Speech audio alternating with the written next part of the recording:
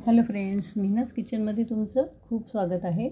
उन्हाळ्यात करवंद भरपूर आलेली असतात, तर आज आपण करवंदाची चटणी पाहणार आहोत। अगदी झटपट आणि टेस्टी अशी चटणी होते ही। तर थोडासा चीक असतो करवंदाला, त्यामध्ये मीठ टाकून कोमट पाणी टाकून घेतलेलं आहे।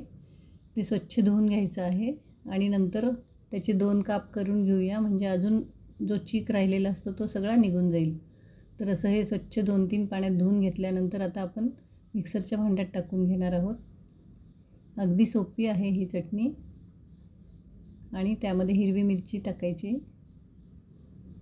चवीपुरतं मीठ, ओलं खोबरं टाकून घ्यायचं आहे आणि गूळ टाकायचा आहे। थोडेसे आंबट असतात करवंद त्यामुळे, आणि भरपूर कोथिंबीर टाकून ही आपण मिक्सरला बारीक करून घेतलेली आहे।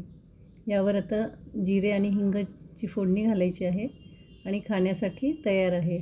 अतिशय टेस्टी अशी करवंदाची चटणी आपली तयार झाली आहे। तर तुम्हाला जर माझ्या अशाच वेगवेगळ्या आणि छान रेसिपी पाहायच्या असतील तर तुम्ही सबस्क्राईब, लाईक आणि शेअर करा।